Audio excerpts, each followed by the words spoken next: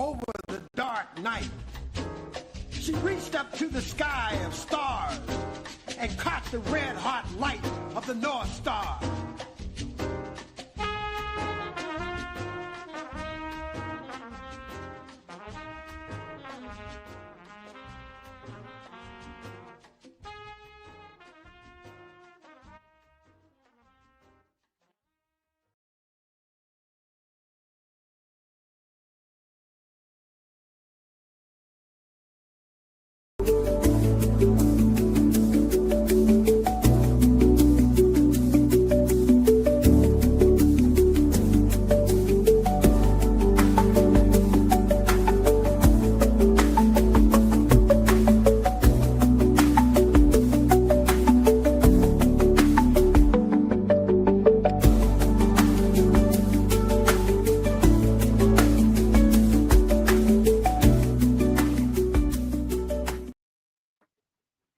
Greetings and welcome back.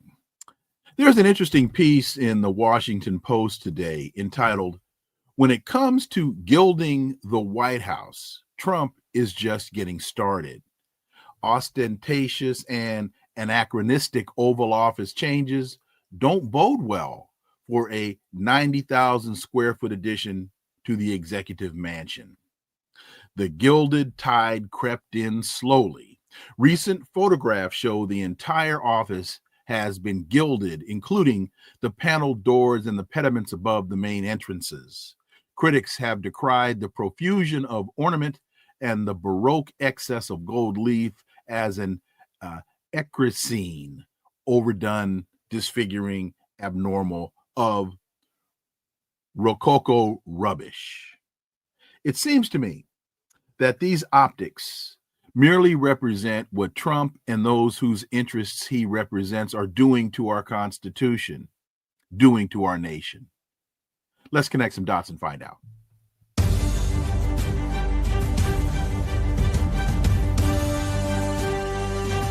Connecting the Dots with Dr. Wilmer Leon, where the analysis of politics, culture, and history converge. Welcome to the Connecting the Dots podcast with Dr. Wilmer Leon, and I am Wilmer Leon. With each show, my guests and I provide insight and analysis into current events and the broader historical context in which most of these events take place. But today, y'all are just stuck with me. Let's quickly look at a headline before we get to the crux of the conversation.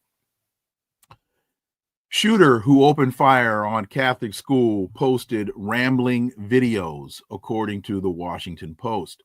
The 23-year-old shooter, Robin Westman, who opened fire at a Catholic school in Minneapolis yesterday, posted rambling videos to YouTube showing reverence for other mass shooters, gun magazines scrawled with "Kill Donald Trump," and racial slurs and messages apologizing to family members. Minneapolis Police Chief Brian O'Hara said the shooter acted alone, did not have an extensive criminal history, and legally purchased the guns that were used in the killing. The shooter's mother, who online postings show worked for years as an administrative assistant in the business office of the Annunciation Catholic School where this mass shooting occurred, successfully petitioned to change the assailant's name from Robert to Robin in 2021, saying the then teenager, who was assigned the gender of male at birth, now identified as a woman. The shooter references suffering from depressive and suicidal thoughts, but does not lay out a clear motive for the attack. Later in the same video, Westman shows 10 magazines filled with ammunition and multiple firearms. On the side of one magazine, it says, quote, "Kill Donald Trump," end quote. Other magazines carried slogans and sayings that were anti-Black, anti-Semitic, anti-Hispanic, and anti-God. There's an awful lot to unpack here, and I'm not licensed in psychiatry, sociology, or psychology. So there's too much for me to unpack. But again, suffering from depressive and suicidal thoughts, he was assigned the gender of male at birth, but identified as a woman, showed reverence for other mass shooters, and displayed gun magazines scrawled with "Kill Donald Trump" and racial slurs. There's obviously, there was a lot going on, going through, and a lot of confusion in Robin Westman's head. We pray for all the victims. We pray for all the families. We pray for Robin Westman. On today's episode, the issue before us, as Donald Trump changes the White House into a gilded palace, it seems to me that these optics merely represent what Trump and those whose interests he represents are doing to our Constitution, trying to do to our nation. The Post writes, quote, "Recent photographs show the entire office has been gilded, including the paneled doors and the pediments above the main entrances. Critics have decried the profusion of ornament and the Baroque excesses of gold leaf as a ecrasine of Rococo rubbish," end quote. Whether or not it's vulgar, according to the Post, it isn't Rococo or Baroque or any other style known to man. The Post says it's weirder than that. Trump has made the Oval Office strangely postmodern. He's made the Oval Office postmodern as he's trying to make America post-constitutional. Now, I've been to the Oval Office a number of times. I've been to Buckingham Palace. There's a tremendous difference between the two. Buckingham Palace is over the top, gold leaf ornamentation. The Oval Office, until now, incredibly understated, because it represents two different things. One, Buckingham Palace represents the power of a monarch. The understated nature of the Oval Office represents the power of a democratic republic. There's a piece in Substack by Robert Zimmer entitled Meet the Ideologue of the Post-Constitutional Right. Who is that? Russell Vought, V-O-U-G-H-T. One of the architects behind Project 2025 believes there's nothing left to conserve. He desires revolution, to burn down the system. Who is Russell Vought? In 2016, he was part of Trump's transition team. He entered the administration first as deputy director of the Office of Management and Budget. Then, in early 2019, he took over as OMB's director from then Mick Mulvaney. He founded the explicitly Christian nationalist Center for Renewing America. He also played a key role in the development of Project 2025, authoring the chapter on the executive office of the president in the policy agenda and taking charge of the 180-day playbook, the only part of Project 2025 that was not made public. He steadfastly believes that any check on the president's power, on the power of Trump specifically, who Vought sees as an agent of God's will, is illegitimate. Let me explain why I think this is so dangerous. A little bit of American Government 101. There are two primary protections built into the Constitution: separation of powers and checks and balances. Separation of powers are governmental model that divides authority into distinct branches. In our government, the legislative, the executive, and the judicial. And they do this to prevent any single branch from becoming too powerful. When actually put into practice, it prevents the concentration of power into one branch, which the founders believed would lead to tyranny. And they also felt that this would ensure that government functions are carried out by separate bodies with specific non-overlapping roles: the executive, the judiciary, and the legislative. Now, working with separation of powers is the concept of checks and balances, where each branch has distinct responsibilities, separation of powers, and the ability to check or limit the power of the other branches, while also needing those other branches to function. This structure, again, if it is in fact utilized, ensures a balance of power with mechanisms like, for example, the presidential veto. Congress passes a law, they send it to the president to get it signed. If the president doesn't like it, he vetoes it. The check is, if Congress passes the legislation with a 2/3 majority, they can override the president's veto. And the judiciary is there as a point of review, judicial review, to be sure that the law is fair and constitutional. One simple example.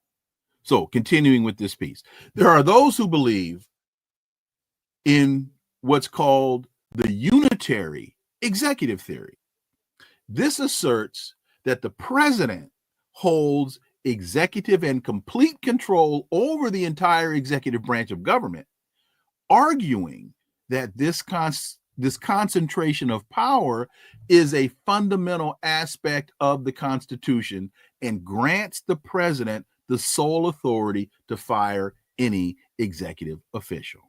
Simply put, those who believe in the unitary executive theory, they believe that in a co-equal system of government, in a government where each branch has its own power and is as powerful as the other branches, that the president somehow has more power. It's like Orwell's fable Animal Farm, where the pigs say, all animals on the farm are equal, some are just more equal than others. Now, Vought takes this unitary executive theory to another level.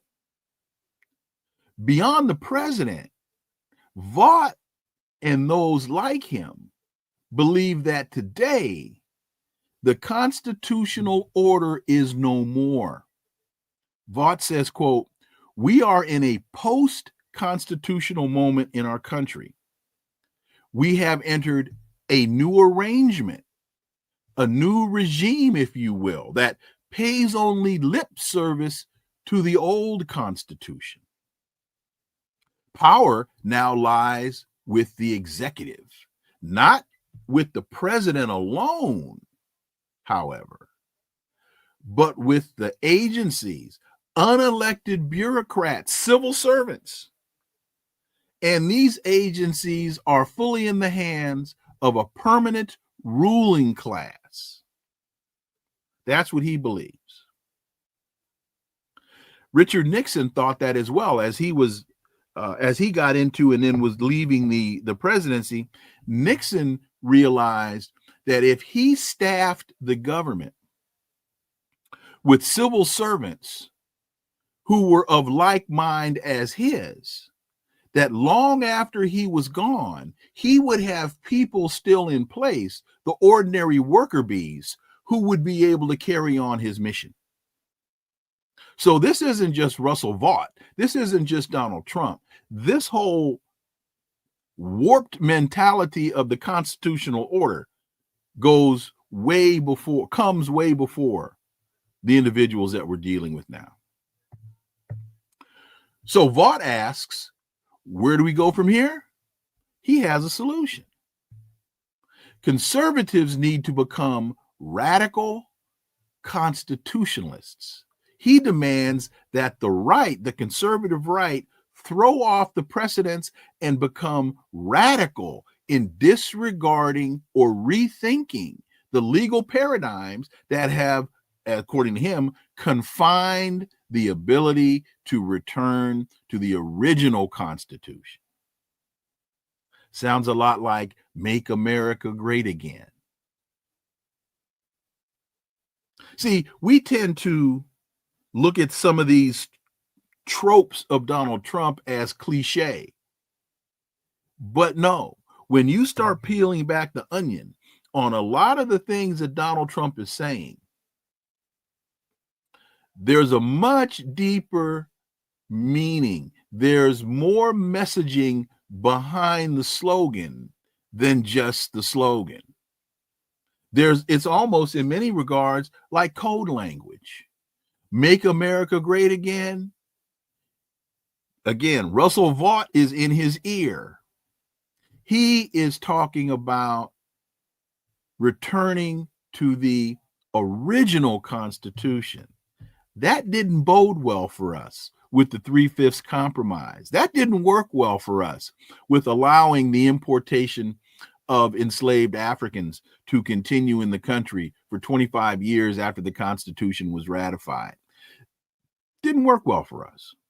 Also, if you talk about the original Constitution, there was no Bill of Rights in the original Constitution. That's why what is the Bill of Rights? The first 10 amendments to the Constitution. The original Constitution did not have freedom of speech, did not have freedom of religion, did not have the protections of due process. Those were amendments made after the original Constitution was ratified. So when you heard the Trump whisperer, Steve Bannon, say back in 2016 that the mission of the Trump administration is the deconstruction of the administrative state, that was not the rant or the ramblings of a lone gunman. He's not just articulating his own personal ideology. He was letting everybody know very clearly what the mission of the Trump administration was going to be. Now, deconstructing the administrative state, in my humble opinion, that went over the heads of too many people. Too many people.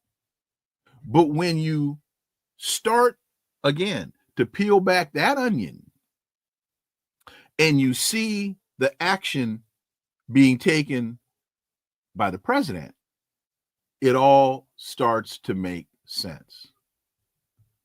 Look up the Claremont Institute, which is the home of West Coast Straussianism. Look up West Coast Straussianism. I'm not going to get into that now, not enough time. Here's your assignment over the holiday. Look up the Claremont Institute. Look up West Coast Straussianism. That's a term pointing to a specific school of thought on the conservative right that goes back to the philosopher Leo Strauss. Look it up. Vought demands the right, the conservatives, quote, throw off the precedents, end quote, and be, quote, radical in disregarding or rethinking the legal paradigms that have confined our ability to return to the original Constitution. Original Constitution. For instance, he suggests he's the one He's the one that suggested Republican governors should declare an invasion of illegal aliens. Donald Trump didn't make that one up. Vought put that in Donald Trump's ear, that Republican governors should take control of the border themselves. Border state governors should take control of the borders themselves and apprehend and return illegal aliens to the border without the federal government. And remember, in January 2024, Texas Governor Greg Abbott did just that, declaring that the, quote, lawless border policies by the, quote, lawless president, who at the time was Joe Biden, needed to be usurped. That came from Russell Vought. Remember, again, if you go back to Vought talking about they need to be radical constitutionalists, throw off precedents. When you start talking about throwing off the precedents, you're talking about ignoring judicial review and the power of the court. When he says be radical in disregarding or rethinking the legal paradigms that have confined our ability to return to the original Constitution, what does that mean? Well, when you hear people in Trump's administration say, I don't care what the judges think. See, you got to connect these dots. When you hear members of the Trump administration say, I don't care what the judges think, that comes from Russell Vought. U.S. News reported, as legal battles surrounding President Trump's executive orders continue, some administration officials have made bold claims that the president is not bound by court orders, raising serious questions about the limits of executive power and the rule of law. Going back, connect that to the dot earlier in the conversation about the unitary executive,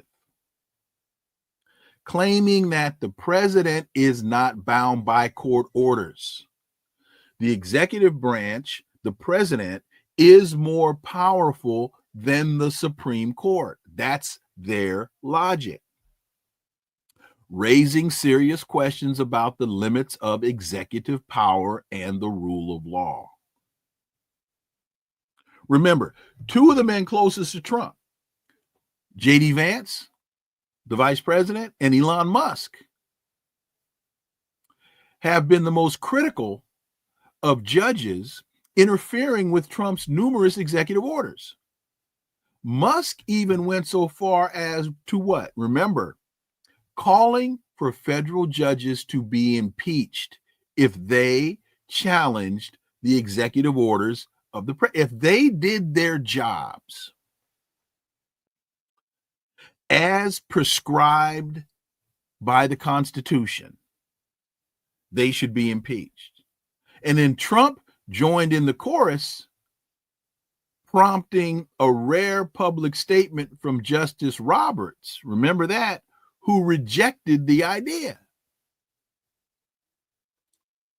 And so this back and forth between Trump and the court comes after Trump officials defied a court order halting the deportation of alleged Venezuelan gang members. And of course, the most famous one we know of is Kilmar Abrego Garcia. He invoked the rarely used Alien Enemies Act of 1798 to deport suspected, and that's a very key element of this, suspected members of Tren de Aragua, a move that District Judge James Boasberg challenged, ordering the 14-day pause while the courts reviewed its legality.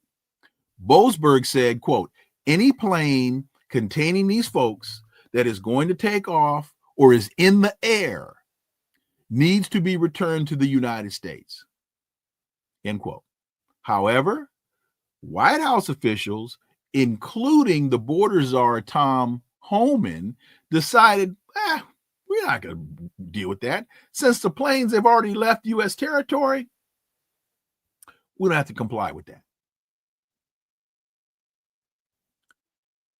Trump ignores the protection of the Fifth Amendment due process clause, which says no one shall be deprived of life, liberty, or property without due process of law.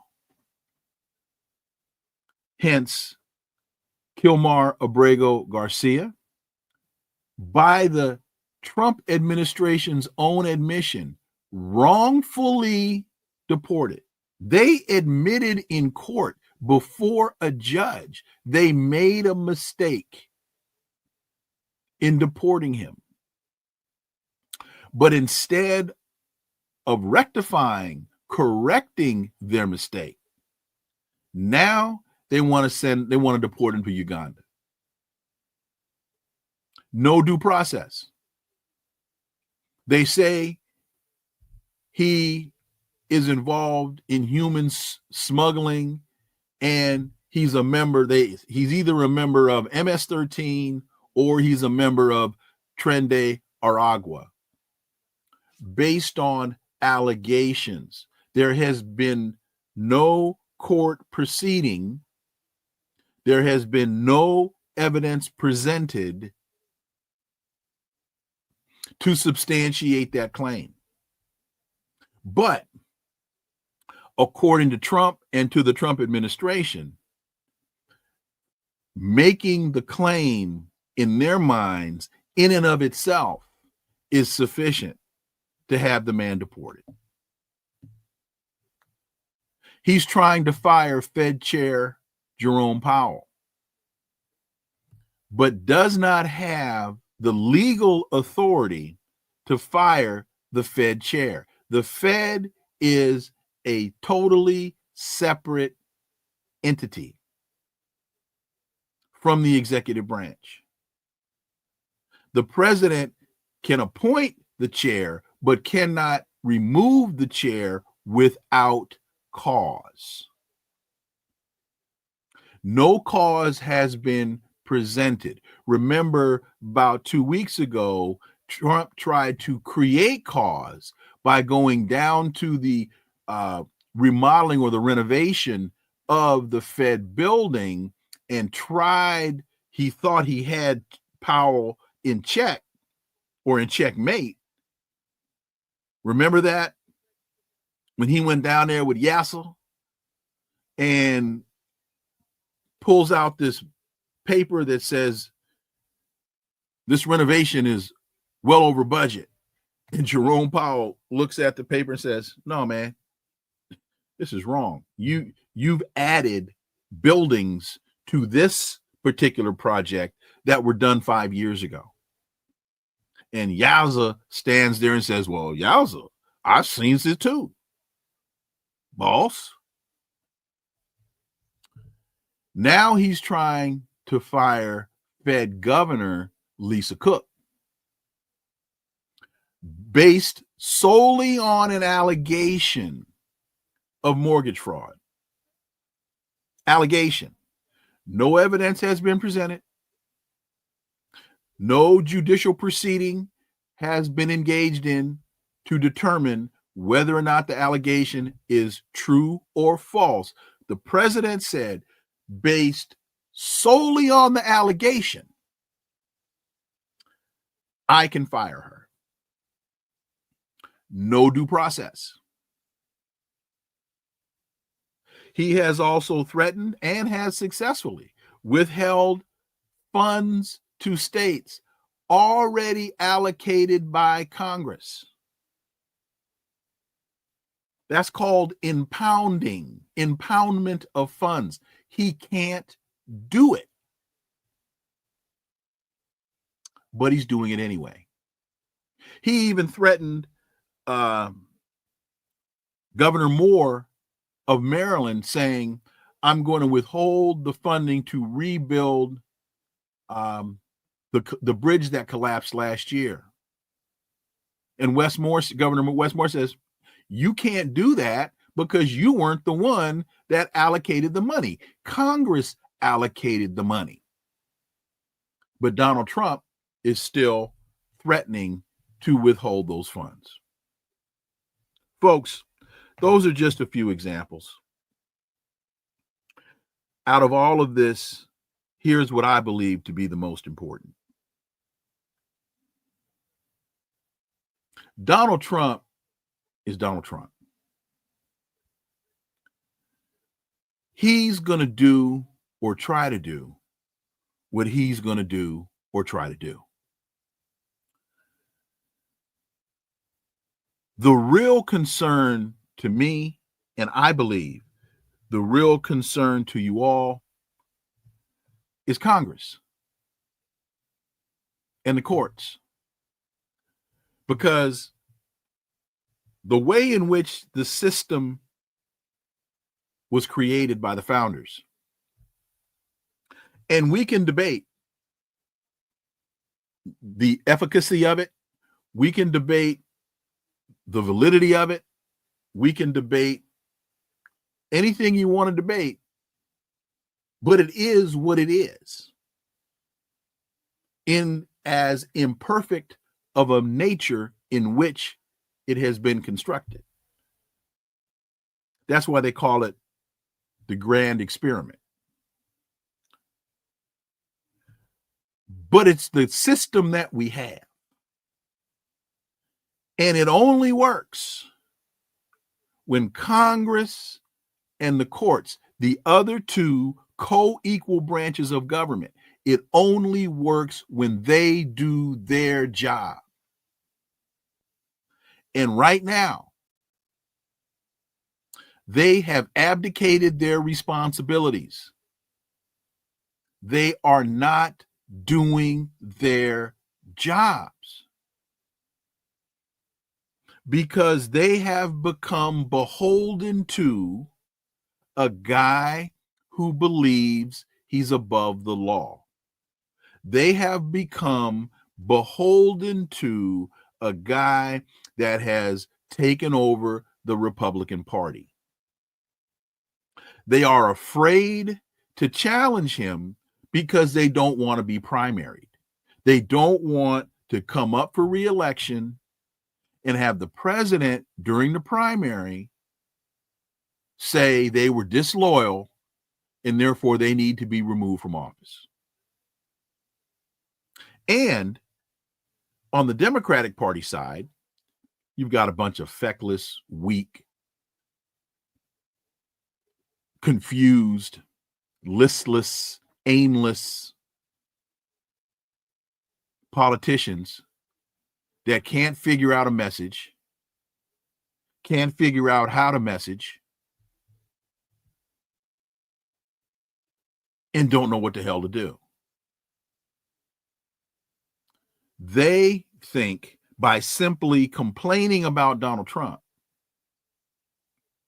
that disaffected Republicans will come to the Democratic Party. But the data shows us right now their ratings are even lower than Donald Trump's ratings. Why?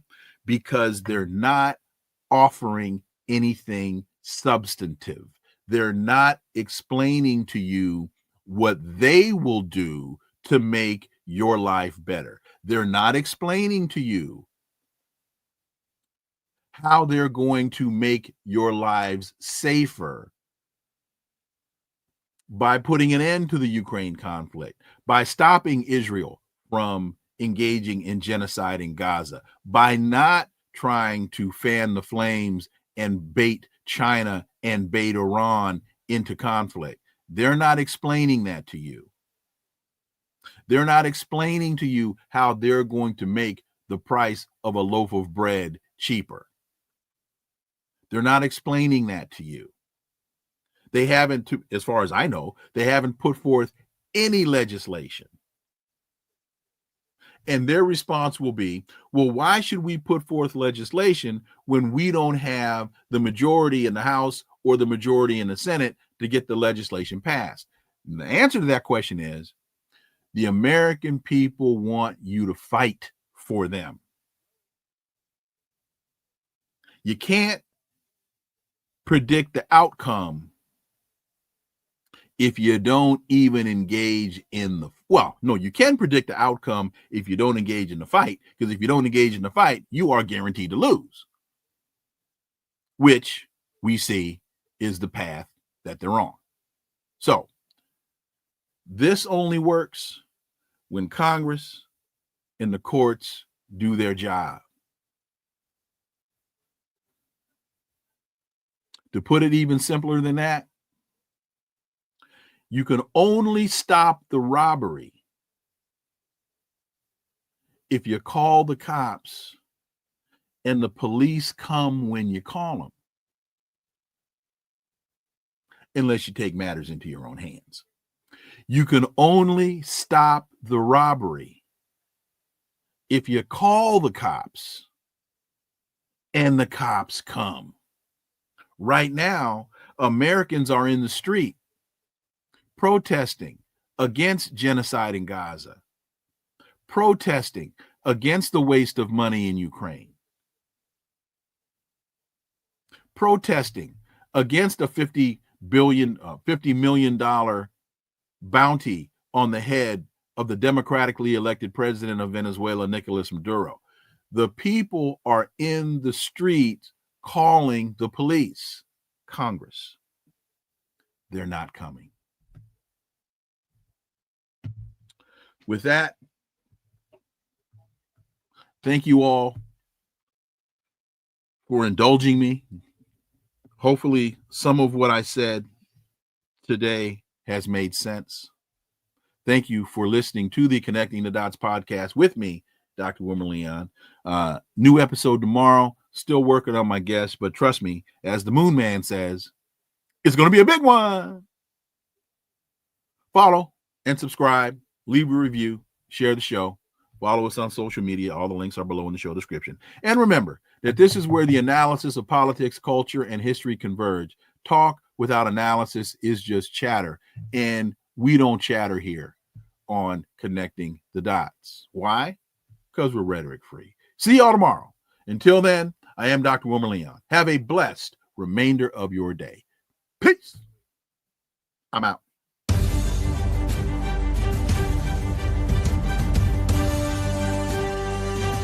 Connecting the Dots with Dr. Wilmer Leon, where the analysis of politics, culture, and history converge.